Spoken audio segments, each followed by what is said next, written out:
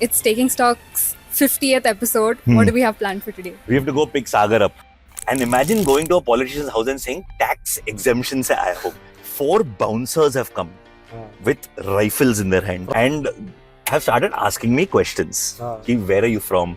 How did you come here? I'm asking, do you like idli? Now, whether you eat it with chutney or sambar is your problem. But No. I don't eat it with sambar. No. I don't like sambar. I'm going to get cancelled. See, we used to get beaten up by the older ones. And Yeah, we used to get quite harrowed and ragged, bullied yeah. by them. Yeah, ragged by them. And then we took all those learnings and implemented the same with enhancements on the crowd below. Can you read what's written on that auto? If you think I'm slow, then why am I in front of you? Wow. I thought I was financially literate until I entered Paterson, and then I realized that I only know maybe 10% of what there is to know. You, Sagar? I studied finance. In fact, no, my literacy predates that as well, right? Right from writing all those checks for my parents and depositing SIPs and all of that, I think my training started long back. I think even before education, I was financially literate. That's such a good answer.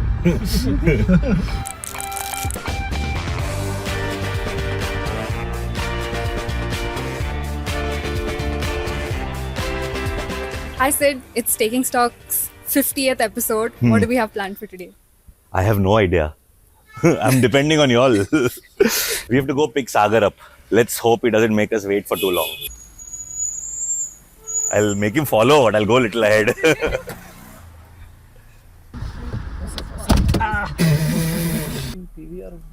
3D glasses, bro. Why do you bring them? Bring them as in? Why did you get it along? They don't take it back nowadays. Really? Yeah. I thought you get like ₹100 refund when you give it. No, back. bro, which world are you living in?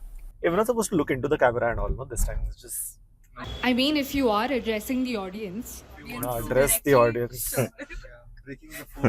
You better. Oh, see, that's what I'm saying, bro. These are Nolan. You better call me Sagar, sir.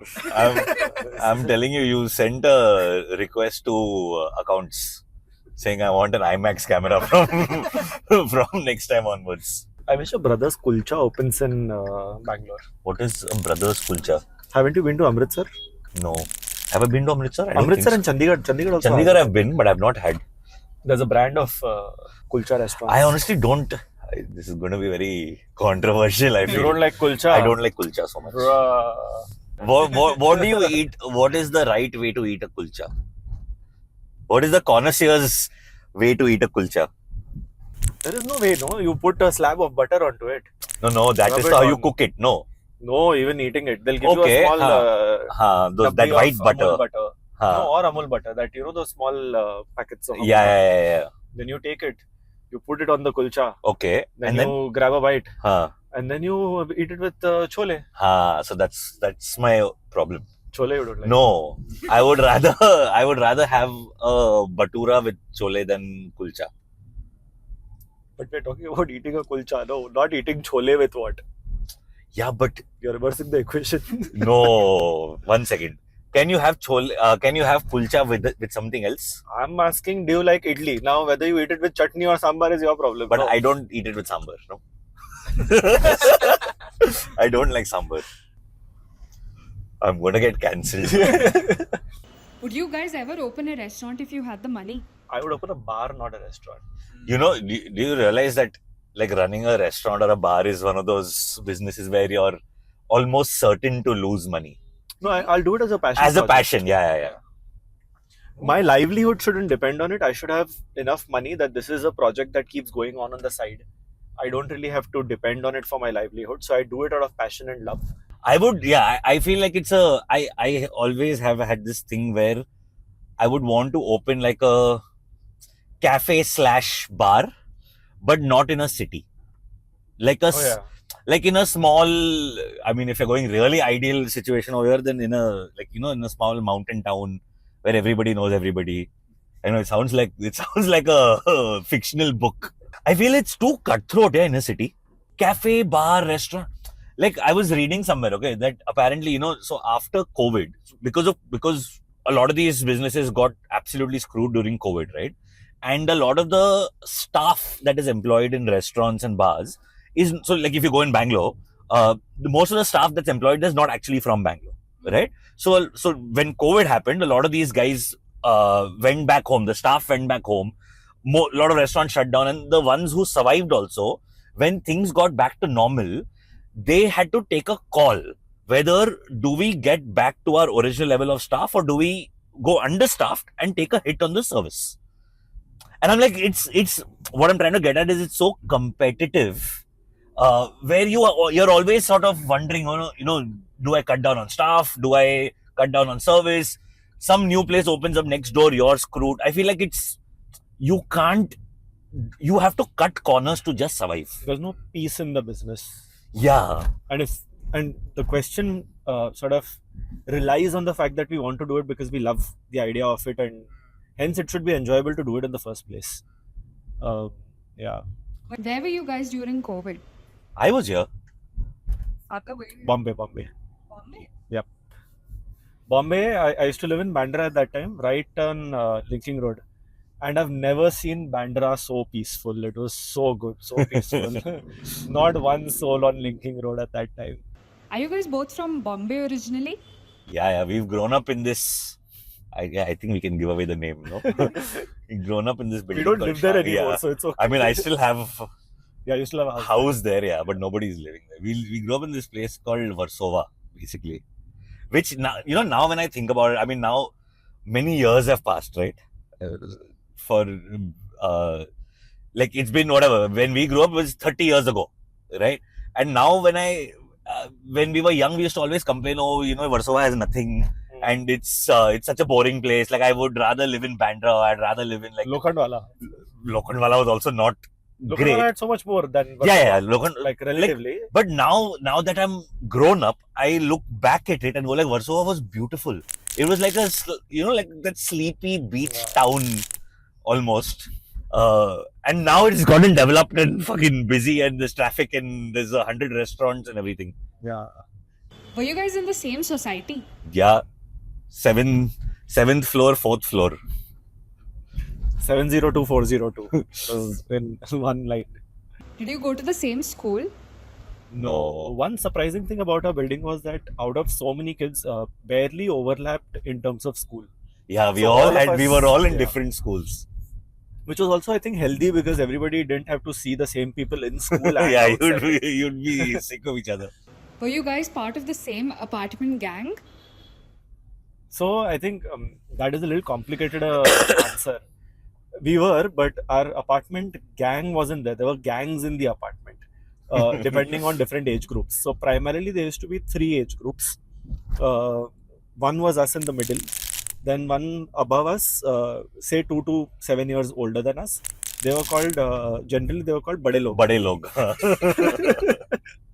And then there was one below, which was again 5 to There 10 was years below. what was that S? We had SYA, and then we had JSYA. Yeah, so the Bade Log Wala gang, which was the sort of the more grown up, they were in their teens at that time. They had this one thing called SYA, which is Shangri-La Youth Association. So, what is that funny? I feel like all of this could have been replaced by a WhatsApp group. We just didn't have WhatsApp back then. Yeah. So, basically, I think the hierarchy, you want to see, we used to get beaten up by the older ones. And Yeah, we used to get quite harrowed and dragged, bullied yeah. by them. Yeah, ragged by them.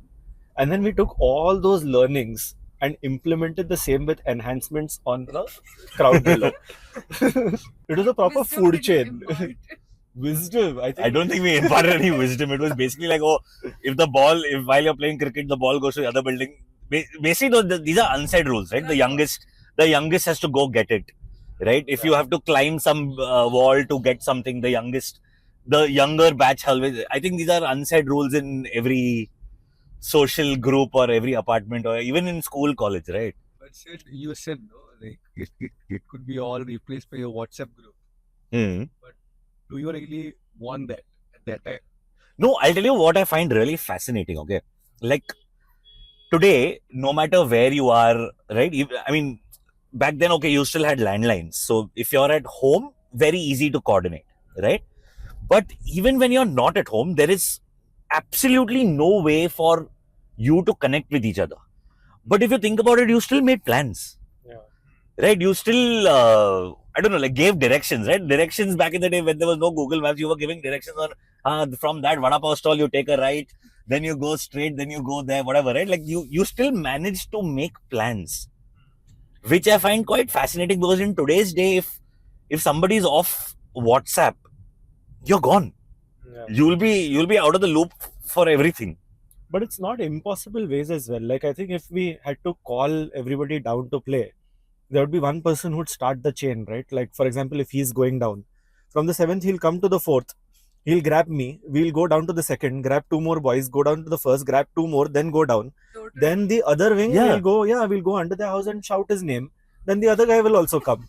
Or Yeah, we it divide, was- like you call this one, I'll call this one, you call that one, and then we go call those people from down. No, but it was also very understood. Okay, so we used to. I mean, we were very fortunate that way that our apartment. So I mean, the way it was is there was A wing and there was B wing, right? And in the middle was this big. I'm not big, but there was enough open space for us to play, right? So we would play cricket, we would play football, we would play badminton, we would cycle around the apartment. I think any sport you can imagine we've played, right? Basketball, table tennis, whatever it is. Can you read what's written on that auto? If you think I am slow, then why am I in front of you? Wow.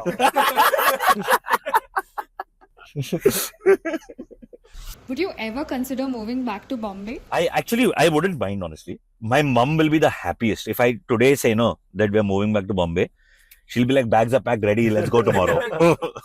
But I feel the Bangalore weather is just too good. Yeah. It's unbeatable. But there are, I think, plus and minus equally on both sides for me. Like what is good in Bombay, I don't get in Bangalore. What is good in Bangalore, I don't get in Bombay, and it's okay. If you sort of compare just one thing, you'll be like one is better than the other. But if you look at it holistically, I don't think I have a problem with either Bangalore or Bombay. I'd be happier in either. But that's what, right? It's sort of even now. Yeah. I feel like there was a point a few years ago where I was really keen that, you know what, Bombay sort of gone to shit and Bangalore's way better.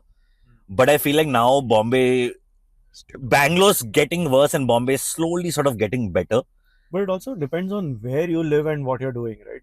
So, for instance, like when... But you'll have the freedom to live where you want, right? I mean, you'll take a place on Not rent, no? really, no. That's the... No, so basically, if you're... So my work was in BKC. I used to live in Bandra West. It wasn't too much of a trouble getting by. Bandra West, again, very good in terms of if I want to just stick around in Bandra, I can do whatever in Correct. Bandra. But my world was Bandra. And when you say that you can choose where to live, I don't think a lot of people have the liberty of choosing that I live in Bandra because it's expensive as fuck, right? No. I'm saying in our case, if today you or me had We to have move, enough money. I don't have that much money also. I don't. But I think I can. You can sort of. Obviously, it sort of really comes down to where are you working. Yeah, and the distance between where you're working and where you're living. Yeah, but I feel so. At this stage in life, if I move back to Bombay, I'm obviously going to. I think I don't have the. I'm too old to be taking local trains every day, right? Yeah. So it has to be driving. But now with the coastal road and everything, Yeah, but if your office is in Borivali, I will not Then- join that company. Why will I work in Borivali? Are you mad? So there we is moved out of Bombay, but that has not gone away from us. That only Andheri to down and only the west. That is the only acceptable region for us in Bombay. Borivali is the armpits of the city. You might have to edit this out. When did you guys leave Bombay? I left a while ago. So I have been in Bangalore now for 12 years. 2014 is when I moved to Bangalore. Moved from Bombay to Bangalore. Before that also, I was out of Bombay for 3 years because I was studying in England. Honestly, properly lived in Bombay only till I was 17, 18. Then I came back. After 12th, I moved. Then I came back and I my first job was in Bombay. So I worked in Bombay for about a year and a half after my graduation. And then I moved to Bangalore after that. I used to do door-to-door sales. That was my first job. So I used to basically work for this company, which used to have, they used to literally do door-to-door sales. They used to call it face-to-face marketing. But yeah, so it was not just door-to-door. One aspect of it was residential door-to-door sales. One aspect of it was like going to offices and like, you know, those industrial estates like Lakshmi Industrial Estate. So small companies, corporates, etc. And then there was also like events. So then you go to like malls or any sort of busy area with a lot of footfall or whatever, and you set up like a kiosk over there. So essentially what I was, again, it was different stuff, but what I was mainly doing was like fundraising for NGOs.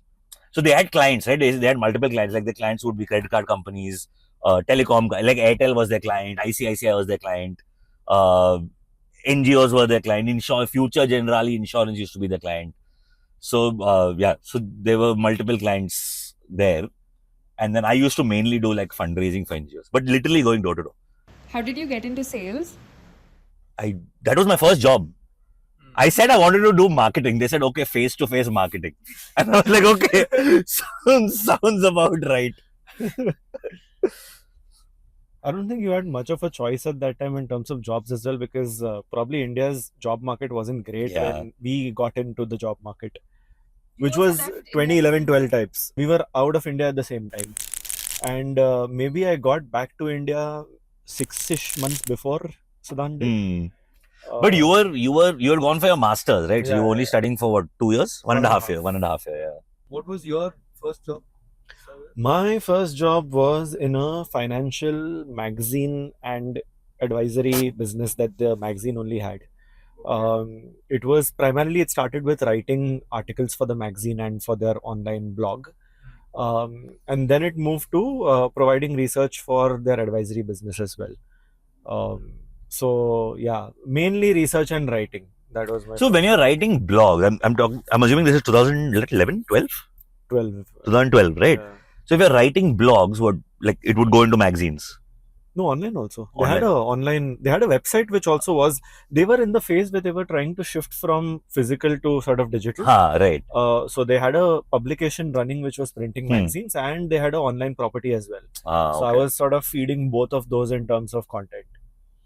So I had a content job essentially, but like copywriting, written content and not. But I'm assuming it's more research than actually writing, right? I mean, I'm assuming the writing part isn't that difficult. I think what started making me stand out in the entire system was that I would try to enhance my writing skills as well. In the sense, usually when research stuff is written, it doesn't have narration to it. It becomes very dry and arid to read.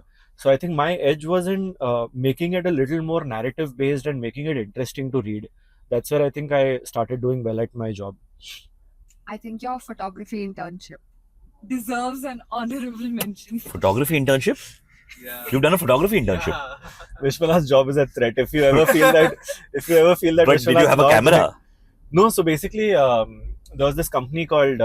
My dad was working in this. He was Yellow running Pages. Yellow Pages. So basically, Yellow Pages had another division, which was called SIPD, Special Interest Publication Division or whatever.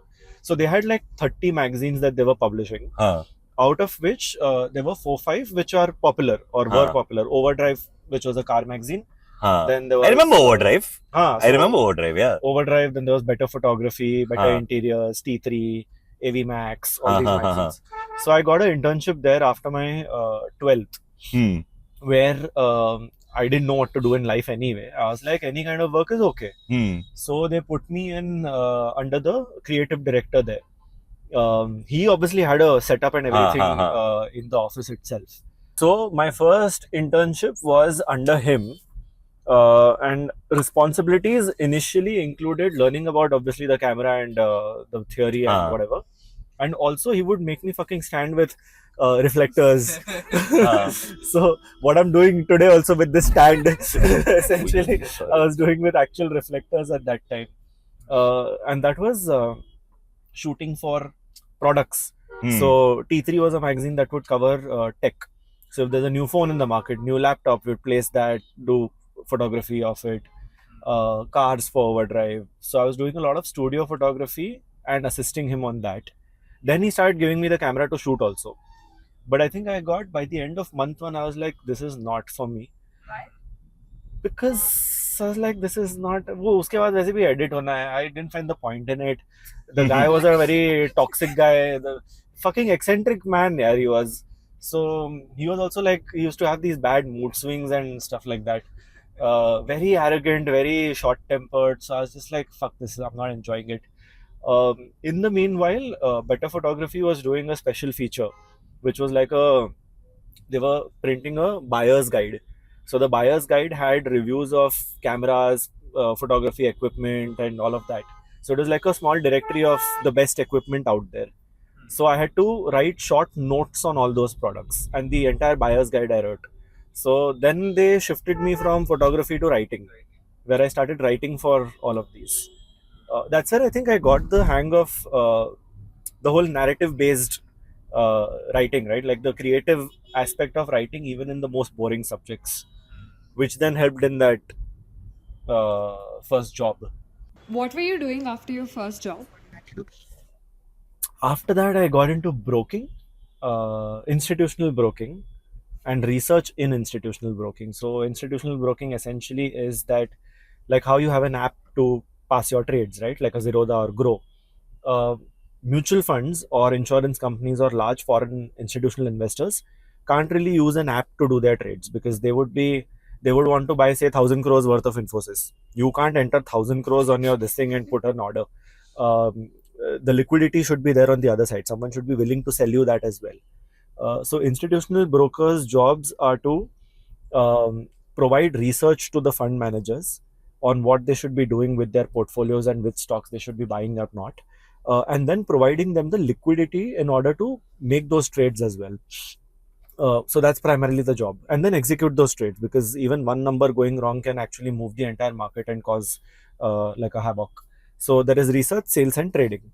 So I was on the research side. So my job would primarily be to recommend certain stocks or actions in portfolios of my clients, which were primarily funds above 1,000 crores.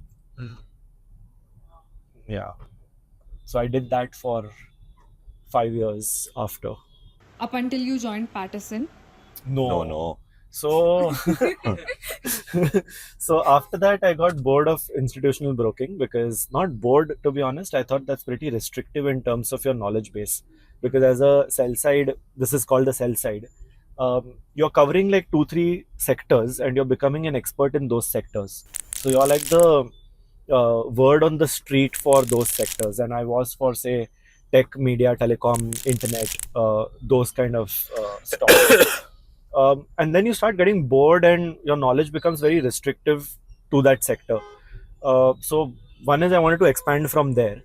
And the other thing is, as a broker, you don't really care about whether you're making money or not. As an investment, I mean, you do, but you're more focused on generating transactional revenue, because whether a mutual fund makes money or not, you as a broker earn money with the transaction happening. So you're a little disconnected from the outcome of that research, which I wanted to plug. So I moved to fund management after that, which broadens your perspective, and then there's no option but to learn the entire market. You can't say I am an expert only in these 2-3 sectors. You have to know everything. And ultimately, whatever you're researching ends up in actual monetary value. But when you're at a level of a fund manager, I'm assuming you cannot possibly look at every sector and know everything, right? So then I'm assuming you have teams. You have a team of people that are specialized in whatever sectors, certain companies, etc., right? Yeah. So either you're running a specialized sectoral fund, or what you're doing is supporting the fund manager in certain sectors.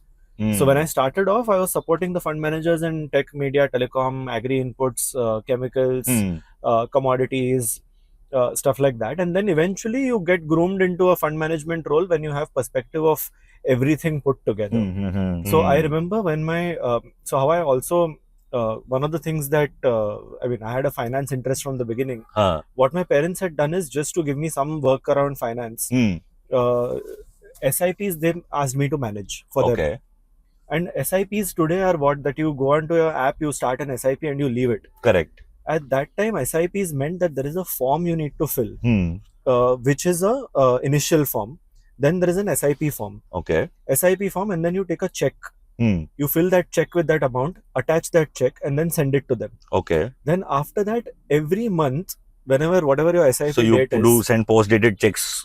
No. Every month, what I used to do for my family is, I used to write checks for 5,000 SIP. Or I used to have a sheet for tracking which fund, which SIPs. Now Sundaram fund is 10,000 SIP. I used to take, put a 10,000 check, and they used to have these deposit boxes inside ATMs. Correct, yeah. So I used to go deposit that in Right, ATM. right. Huh. And then that used to become an SIP. And then the Mhm. statement used to come. Then end of the month, I used to reconcile the statement and the sheet that I have Right. to check how many. So I used to do all that physical process for my parents. This episode is brought to you by Paterson.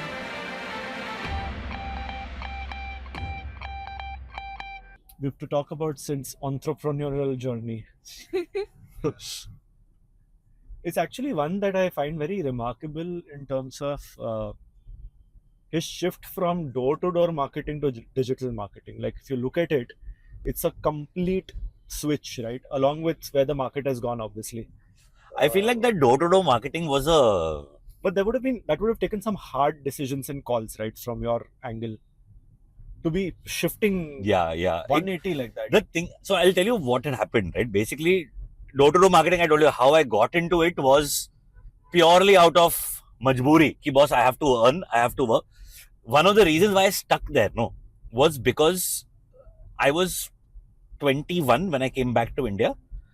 And they were basically like that you earn only commissions, right? So my earnings over there in my first job was not a fixed salary. It's basically more sales you make, more you earn. And I was like, that is brilliant. So I was earning great money. I was earning, at that point, everybody my age would earn a starting salary of 20,000 a month, 25,000 a month, right? I was at 20 years old, 20, 21 years old, was earning 50, 60, some months 75, 80,000 also, which was unheard of at that in 2012. So I was like, fuck, this is brilliant, right? I mean, whatever, it's a lot of hard work and everything. I used to work on weekends also. So my day off used to be Monday. I used to work Saturday, Sunday. Like a barber. Yeah. Or like a bartender. But yeah, so that was the reason. And then from there, I was like, okay, now that I'm good at this and I'm building my own team and everything, I might as well start my own business doing this. So I moved to Bangalore I basically took 5 people from my team.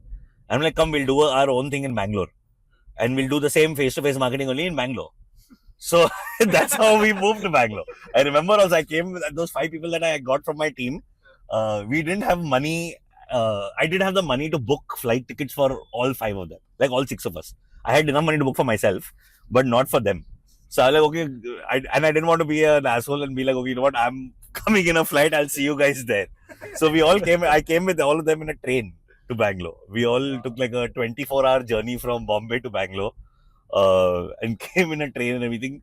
And then we all lived also so we literally got this thing, like 2-3 BHKs. Like a hacker house. Yeah, it was literally like that, right? So 6 people in 2-3 BHKs right opposite each other. Humble. Yeah, and then that's how, it wasn't very humble also. It's not like those, those Garage startups. Indian Idol story. But so that's what I'm saying, right? So essentially that, it just continued then. So even though I wasn't sure if this is what I want to, I don't think I ever, I feel it's a privilege now that it's coming to my mind now that it's a privilege that, what do you want to do? I don't think I had this thought of what I want to do until very late. And when I had that thought, I'm like, okay, now I'll switch to digital marketing. That's what I actually want to do. I've always wanted, I studied marketing. Why didn't you switch earlier? Because it was going great and I was making money and it just kept growing. It was my business, right? So when I came to Bangalore, I started my business. It was like a franchisee of a parent company, but it was still my own company. It was my own business. So it was going great. I was making money. Business was growing. I expanded to other cities. I had an office in Bangalore. Then from Bangalore, I opened an office in Calcutta, Goa. So I was traveling. I was making good money. The business was growing. So then, when things are going great, why switch, right? Right up until COVID happened. So then when COVID happened is where it sort of, the entire business turned on its head upside down. Because when you say face-to-face marketing during COVID, there is no face-to-face. Mask to mask. Yeah. Well, I'll tell you a funny story, okay? So there was this time, and I still till date don't know who it is, right? But, so, when you're going door to door and pitching, right? You used to get territories.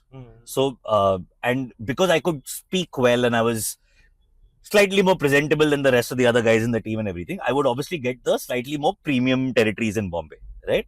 So this one day I was pitching on Pedder Road and Altamount Road, right? Which is Altamount Road, if I'm not wrong, is the most prime real estate in the whole country, right? And I was in one of these buildings. This is where Ambani stays, literally, right? So I was in one of the apartments, and most of the times, nobody really officially gives you permission to go to an apartment and go to somebody's house, right? So you just sort of make an excuse. So I've gone to this security guard, okay, and he's like, "Kidhar jana hai?" So I've just said, 302, right? So he's like, the intercom. So I've made up this story. And I'm like, listen, please, sir, usko intercom mat karo. Actually, it's my very close friend and it's his birthday and we're surprising him. So if you intercom right now, the entire surprise will get blown up. So please don't intercom. So the guard is like, okay, no problem, right?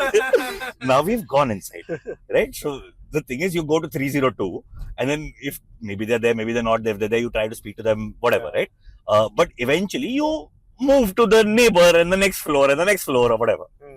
So at one point, I have ended up at a completely different floor, rang the bell, right? And whatever, like a staff opens, like not the person living there, but the staff opens the door, right? So the thing is that, if you say, listen, I'm here from an NGO asking for fundraising, they'll straight tell you get out. Yeah. So you say that, oh, listen, please call whoever's staying here, and because a lot of people donate to get a tax exemption. Yeah. So I've gone and said that, ye tax exemption form hai, please sir ko bulaiye, right? Now, I didn't know, I have ended up at some politician's house. And imagine going to a politician's house and saying, tax exemption se aaya ho main, right? So next thing I know, they've asked me to wait outside, right? I'm waiting for a good 5 minutes. 4 bouncers have come with rifles in their hand. From inside the house? From inside, 2 from inside, 2 from the lift. Okay. Right? With rifles in their hand. And have started asking me questions. Where are you from? How did you come here? So eventually I had to tell them, right? So they've properly questioned, they've checked my ID, they've called the office to verify everything, right? Eventually I was also, there's a gun pointed at, I mean, they were not pointing at me, to be fair, but I was like, this is not a time to lie or fuck around, right? You just say the absolute truth. And I'm 21 years old at this point, right? So I've told them exactly. So they're like, how did you enter? But so I told them my watchman could. So at the end of it, they realized it wasn't my fault. They were actually very happy that, oh, you were very smart, but our watchman is an idiot. That security guard shouldn't have let you in. He's an idiot. So they were like, okay, go. And in the middle, I have also messaged somebody in my team, listen, this shit has happened, like, just come. So this guy from my team has come, and I am walking out of a building with 4 bouncers with rifles behind me. And this guy is like, what just happened? But I think they fired the security guard after that. So you mentioned about you transitioning to digital marketing during the COVID time, right? Yeah. So is it mainly because of the isolation or? No, it was, I don't think, honestly, I know, it sounds wrong, but I actually had a very peaceful time during COVID. Because it was the first time ever that I actually got a little bit of break. So I continued doing that face-to-face marketing business, right? So it's not like I was going door-to-door for so many years. Eventually it moved to me having a team, and then the team would do it, and then I would just manage the business and travel to my different offices and everything, right? What actually happened was, during COVID, I had to sort of decide what to do, where there were 2 options. One is stick around and wait for COVID to pass, which is what I did initially, right? But then the thing is, nobody expected COVID to go on for that long, right? When it initially happened, you thought, okay, whatever, couple of weeks, lockdown, it'll be fun, and then whatever, like, things will get back to normal. Nobody realized it'll take that long. So when it sort of kept getting extended and whatever, right? First wave, then second wave. Eventually what happened is the people in my team were all only earning commissions. So it wasn't viable for anyone. So the business just was not commercially viable, and that's when I was like, okay, you know what? Anyway, this is not the future, right? Digital is the future. And that's when I sort of switched and then started my own, like, digital marketing agency. So then it literally started with a few clients. In fact, the funny thing, My first ever client in the digital marketing agency was a wealth management company. Really? Yeah, it was my first ever client. Wow. So it started from there. I obviously that's where a little bit of finance understanding happened because of that. Because I worked with, and that client was there from day one right till I shut down. So they were there right throughout. At what age did you become fully financially literate to be capable enough to handle your own money? I thought I was financially literate until I entered Paterson, and then I realized that I only know maybe 10% of what there is to know.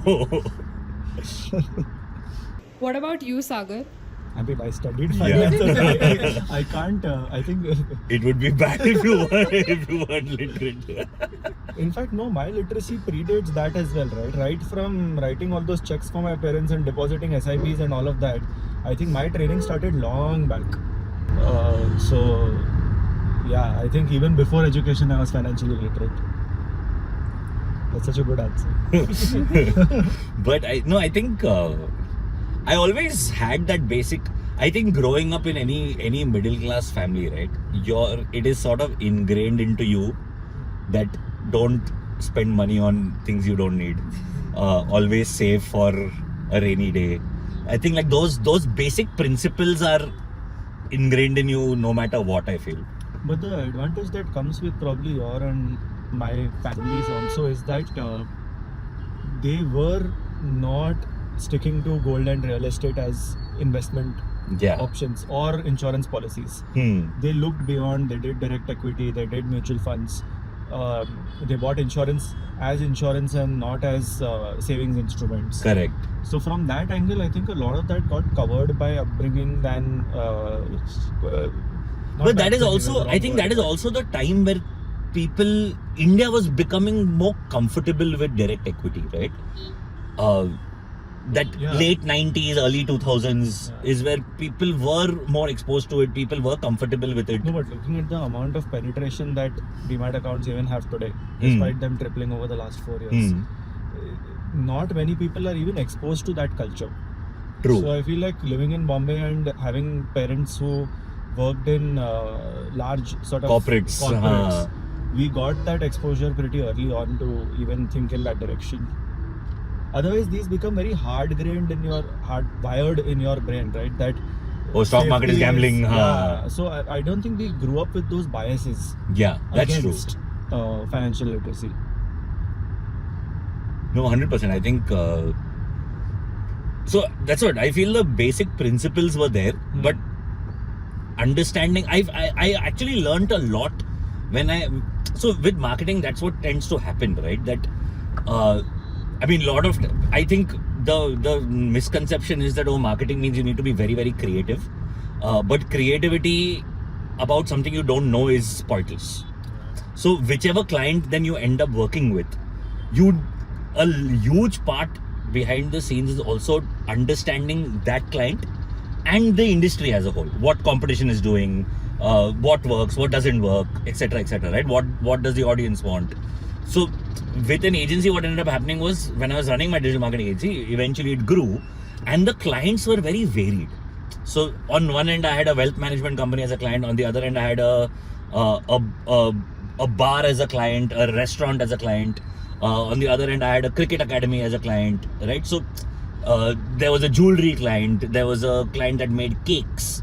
So you naturally sort of understand how different businesses work, what actually happens behind the scenes. That's why when you asked me earlier that would you want to start a restaurant or a bar, I've seen it behind the scenes and it's very, very non-glamorous. And I also saw it at a time right after COVID where anyway these businesses, like the hospitality industry was struggling. So I've seen a very dark side of it, to be honest. Have you guys ever been on a holiday together? Surfing, when we done surfing. Surfing was there. I'm sure we've gone before also. I don't remember though. We could have. Goa? I mean, we weren't together, but we ended up, like, he had come with his cousins. I was there for work, and then we ended up going out one night. going out and getting absolutely hammered and some very stupid decisions and risky stuff. We saw him in Goa. We met in this one bar in Panjim. We parked our car, we got out, and Siddhant is coming out of his office in a suit and all. All of us were in shorts and flip-flops and all, and this guy's coming in a suit. He's walking to get a beer with us. Yeah, but I mean, we still had to wear a suit to work. The thing is, living. So first of all, my office was in Panjim, right, which is the main city of Goa, whatever. It's not in the touristy areas. So it's not like when you're working in Goa, you're always out partying. It's like living in a small town only. But I used to really like going to Goa because just generally the food, I love Goan food. I absolutely love Goan food. So food wise, it was great. What I used to do is I used to go there on a Sunday night. I used to travel to Goa on a Sunday night. Work from Monday to Friday. Friday afternoon, Alicia would fly into Goa. Then we would go somewhere, either mostly up north only back then. Go somewhere, spend the weekend, and then come back on Sunday night. So then it was a bit of a mix where I was working from Monday to Friday, then we were chilling on the weekend. So that was a good mix. But otherwise, working in Goa is not as exciting as it sounds. In fact, so I had about 50 odd people working in my office in Goa, and all locals, right? I mean, about at least 80% of them were locals or whatever, right? And they are not what you think. The mindset is, you're going, you must be drinking all the time and all. They don't, a lot of them don't drink only. This episode is brought to you by Paterson. How often do you post on Twitter? Once a day at least. Once a day. But just like I feel that's less though. That's less. What Less is the compared benchmark? to no, not benchmark in the sense that There are people who post. There are people who put something every 30 minutes. Yeah, but in general, what I sense is that, as you keep saying, right, the more you post, the more are the chances that something will go viral or will pick up. True. And I don't think I've also figured a formula, because sometimes I think I just post something and what I'm not expecting to go viral ends up going viral. And sometimes when I put a lot of thought into something and post but it barely gets any engagement. But So- whatever little I've seen of your page, you don't have one this thing. No? It's not like you're only putting finance content or you're only putting. You don't have a niche. I have, what do you call that? I wanted to sound smart, but anyway, sorry. What? I have content buckets. Content buckets. So one is fitness, one is business, one is a little bit of reading. Okay. So I post quotes from whatever I'm reading. And one is general banter or life stuff. Finance is very little. And actually, travel to and be all you honest. don't put. Not much, to be honest. That's more on Instagram, not on Twitter. How did I enter Paterson? Okay. No, so it was, I think, by chance. Because I started my own investment advisory company in 2020 or 21. Ran that for a couple of years. Then I wanted to start a PMS as a sort of natural progression from there. However, starting a PMS required a lot of capital. Like you require at least 8-10 crores worth of capital just to even begin, which I didn't have. So then I was actively looking for partners to do it with. So we sort of chip in together, play our strengths rather than doing it alone. Because the advisory business also taught me that running a business alone is very, very painful and just hard. So we were looking for partners actively, and Purnima happened to message me on LinkedIn. She also happened to message me because she is related to somebody who's related to me. So we have common relatives. But you all weren't in touch or anything, right? No, we weren't in touch. So she happens to be my aunt's first cousin. Right. So we'd met at some wedding 10-15 years And back. Purnima, for context to everybody, is been in Paterson for 21 years now. 20 odd years. Heads the entire wealth for Paterson. So Purnima had heard of me. I had heard of Purnima. And she got in touch saying, hey, we're both in finance. We've heard of each other. Why don't we just get on a call and chat about what we're doing? So we got on the call, and then I told her about the overall journey and where I'm headed and all of that. And I was like, I want to start a PMS, but these are the constraints.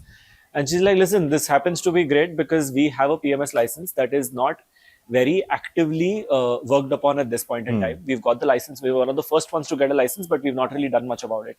And we are about to we're contemplating giving up the license because we're not doing much about it. So she was like, why don't you come down to Chennai, meet Mr. Amarnath Satya, who are part of the senior management in Paterson, have a word and we'll see where it goes. Like, let's not give it a commitment or anything. Let's just see where it goes. Flew down to Chennai, met these guys, loved the whole aspect of history of the company, what the brand stands for, spent a couple of days here. Everything seemed great from that angle. And I, of course, got my research and investment capabilities and showed all of that to these guys. We exchanged a lot of notes. And we ended up sort of saying that let's do this. Paterson brings in brand, brings in clientele, brings in strong relationships, brings in backend. My company brings in research, investments, a lot of the stuff that is attractive to a newer audience and not very traditional. So we were like, this sort of is a great synergy. And we started the PMS together. When we started the PMS together, within a year, we got about 100 crores of AUM, which is exceptionally good for a new PMS in a way. And once we got that, I think Paterson's viewpoint also was that, hey, this is working so well that we should broaden this synergy and strength to the overall organization. And that's how last year in May 2025, I got into the board of Paterson itself. And that's how Paterson happened. So it's a very unplanned journey. Basically because of LinkedIn. Yeah. It's surprising that LinkedIn actually worked. Yeah, for like one right? random message and it just sort of translated into what is today. But essentially, that is the whole basis on which LinkedIn was built, right? Like professional networking.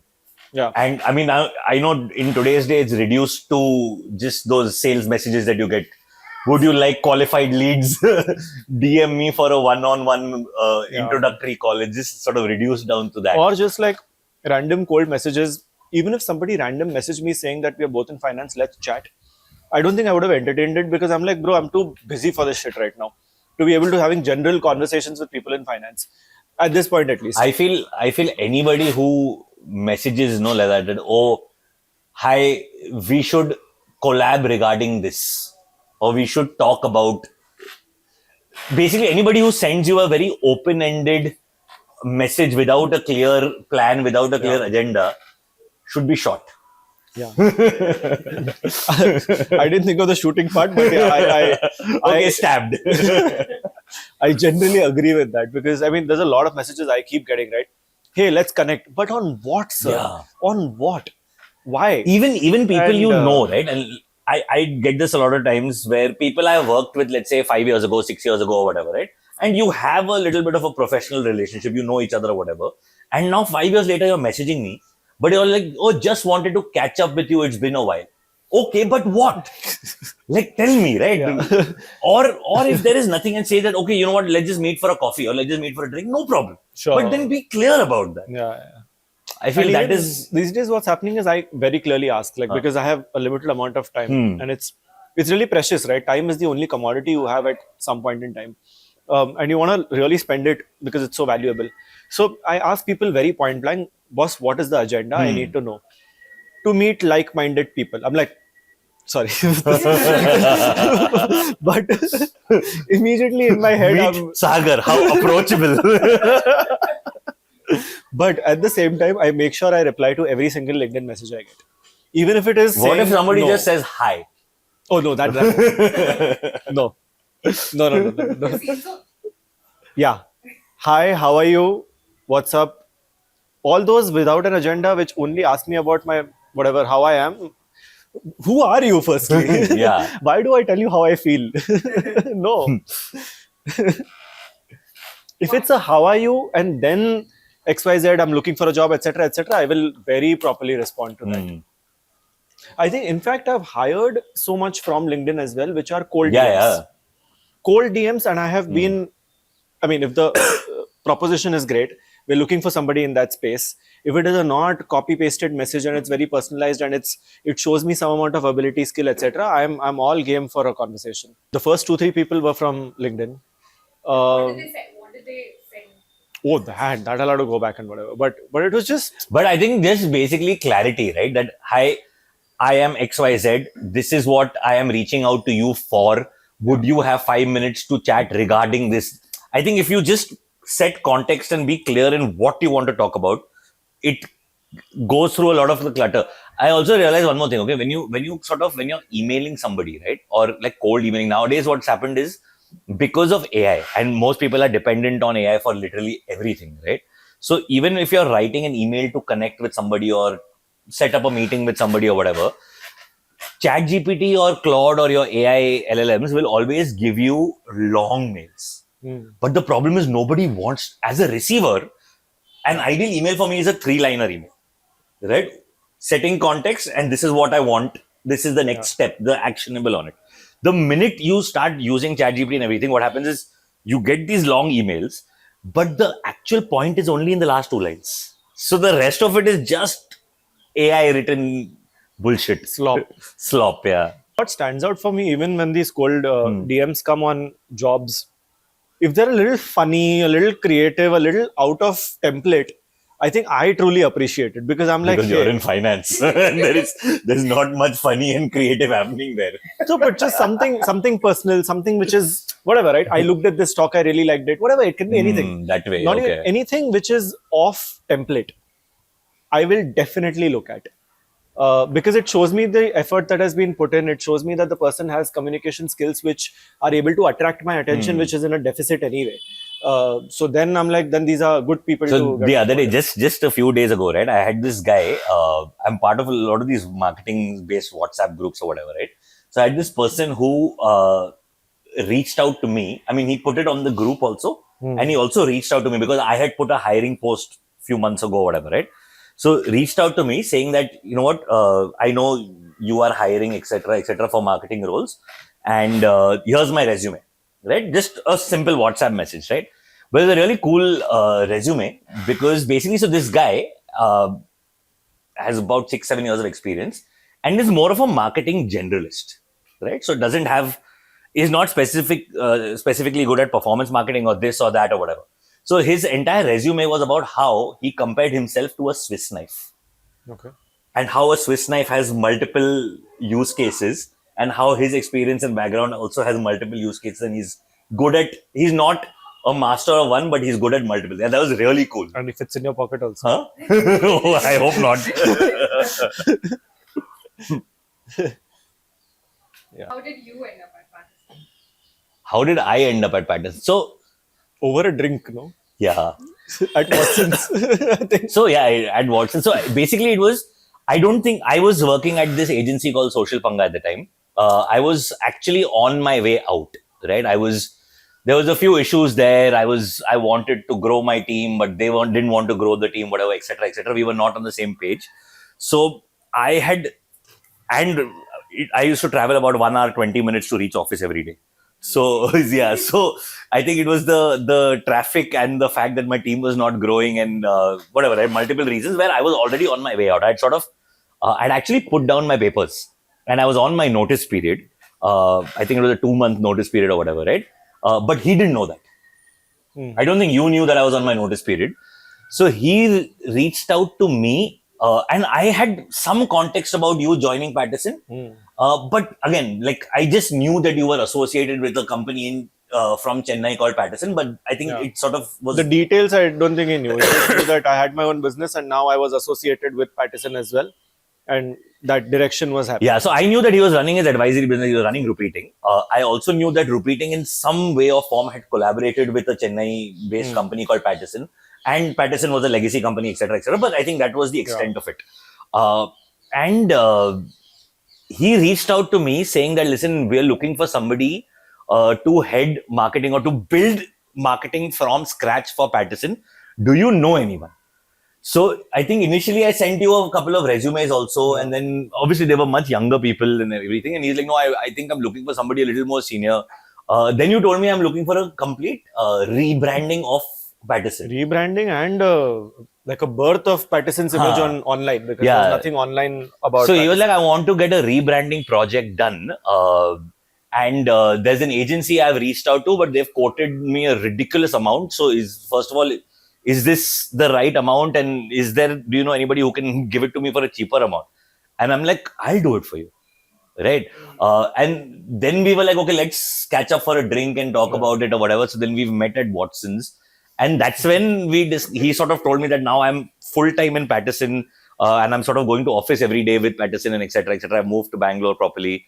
And I told him that, okay, I'm on my way out and I'm already serving my notice period. So if it's just one rebranding thing, I'll do it for you. But if it's beyond, because what you're saying sounds like a big job, long-term project. It's not a one. I mean, you can make a brand book. Yeah, I think initially I was looking at it from a very brand revamp perspective.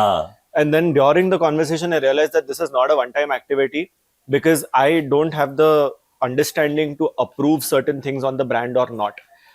It'll come from a very half-assed sort of manner. So I was like, then you need to take a call on a strategic basis as well. And then I think it was a realization that this is not a one-time project. It's a whole function that you're building and running and scaling. And that's when I was like, anyway, I'm on my way out. I've probably got another 4 to 5 weeks left here. But then after that, I'm anyway looking for something. And I was genuinely, because I'd been running my agency for a good 4-5 years, then working in an agency for another about close to a year. So I think I was sort of already saturated with that whole agency life. Doing 20% for 20 brands rather than doing 100% for one. So I was anyway sort of looking at switching to working with one brand and really sort of going in deep. And that's where I think it sort of synchronized, and then that's where the conversation started, I think. Yeah. Then I remember we went to Bob's once. A lot of this happened in bars. Interesting. Please. Yeah. LinkedIn, bars, these are common places for deals to happen. Yeah, because I can't imagine us going on a Google Meet and being like, okay, so yeah, it was. Or for coffee or some shit. Yeah. Like, I don't think that'll work. They have to be spiked coffees. What was working in an agency like? Working? Not your own agency, a different. It's quite hectic. But it'll be the same, no? I mean, any agency functions in a similar manner, I'm guessing. Of course, your role will differ across. When I was running my own agency, it was a lot to do with money and business development and sort of maintaining less execution. When I was, plus it was also at a smaller scale. Right? When I joined an agency, the portfolio that I was handling for them was much bigger than what my own business size was. So let's say, for example, my business on a good month would do about 15 to 20 lakhs of revenue. The agency that I was working for and the portfolio I was managing was close to about 40-45 lakhs a month. So the scale is much bigger. You're dealing with, one difference was that when I was running my own agency, I was working with smaller clients. Not to say they were small or anything, but I was directly dealing with the entrepreneur or the founder of the company. But when I was working with corporates, there's no founder. So you're then dealing with a marketing head and a POC, and there's lots more variables and moving pieces there. But learning wise, I think agencies are brilliant learning grounds. In terms of building your career, I think there is a ceiling you will reach at some point. So I think that was the difference. That's why I was like, okay, I think I've learned and absorbed as much as I could. I don't think there's anything new that I can learn. And that is where I was like, okay, now I want to really work for one brand. And in this case, it was actually absolutely ideal for me because one, it's not a new brand. It was a very old legacy brand, but from what I was building, it was open ground. Yeah. So it was sort of best of both worlds, which actually worked out perfectly. Yeah, it's a very rare combination. Very rare, right? very rare. You've got legacy, but you've also got a fresh presence to build online.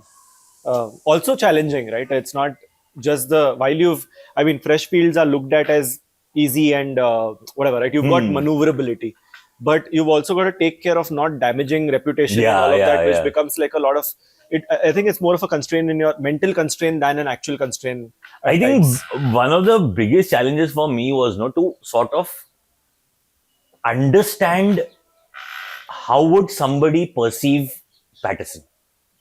So in the sense, I wasn't from a finance industry at all, right? So how does an investor look at Paterson? To get a grasp of that actually took some time. Yeah. But I think, that was, I think, an initial bit. And That's when I traveled to Chennai. Or I think then those things sort of helped. You know, one thing, by the way, from the time we started taking stock, we've not missed a single week, which is an achievement. Honestly, I've worked with a lot of brands. I've worked with a lot of companies, lot of channels, YouTube channels, Instagram channels, whatever. Being consistent, we're 2 weeks away from a year, basically. I think there's only 1 week we missed, which was, it was 1st January on a Did we Tuesday. skip it intentionally? We intentionally skip it. We skipped it. We didn't miss it. Yeah. We took a call that, okay, do we really want to release a podcast on New Year's Day? Yeah. And that's why we skipped it. And we, in fact, had a video ready. So it's not like we missed it. We skipped it, but yeah. we've actually stayed consistent for 50 weeks, almost 2 more until a year. 52, right? Which is, I think, quite an achievement. It is given our schedules and geography. With a lot of travel, with you alternating between Bangalore and Chennai, with us not having studios, with us not having places to shoot. Yeah. You know, the first place, do you guys know, do you know how we, when we first started shooting, you know how we shot our first episode? So, I don't remember this. You don't remember this? So basically, we had come to office thinking that we're going to keep a couple of hours in the afternoon to shoot, right? We had no idea where we were going to shoot. We were working from Sakar Nagar that day. And then we decided that next to Sakar Nagar are a bunch of restaurants, bars, cafes. We're going to go to 2-3 of them. Anyway, on a weekday afternoon, they're all empty. And just ask them if they're going to. So we were going to go to that bar which is shut down now. The 2 floors one. Yeah. So the idea was to go to that bar because we had been there once before and they were nice to us. It was a huge place, it was empty, whatever, right?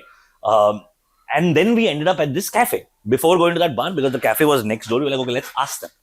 So we entered and nobody questioned us. So we entered, gone, sat down. He set up the camera. We set up our lights, shot. Ordered a few coffees, paid the bill, and walked out. And I think we did the first 4, 5, 6 episodes like this. First few episodes, yeah. Then the owner called and went like, "What the fuck do you all think you're doing? You all need to pay me if you're using my space." And then eventually we sort of. Then I remember we shot a few episodes at your house. We shot a few episodes at because that owner was being a little cocky about things. So then we shifted to my house. And we sort of like rearranged my living room and made that the setting. Yeah. Yeah. Then it shifted to Indiranagar. Indiranagar because then that was more convenient. Yeah. Then now we have a studio. Now we are influencers, bro. one piece of equipment gets added every 10 episodes. So. Yeah. But it's been hard, being consistent. Also because initially the deal was that we had somebody to write. So we had a research analyst who was with us, who's worked with me before as well. He came back for his MBA project or whatever. Or I used to outsource it to like the research guys in the PMS business or whatever. So I had a dedicated not dedicated, but a person writing these scripts or researching and stuff. So I would sort of spend very little time on researching and then just hop on and shoot. It went to them eventually quitting and transition happening and all of that. And then, the writing came on to me as well, where then it started getting a little hard. But thanks to AI, AI has saved the day. There you go. He's like, I'll take myself for a walk. Come here. I love what a hero's entry, man. He just stormed in. Come here. Shelby, you ended the podcast for us. What a star. How he's come and sat down also in the middle.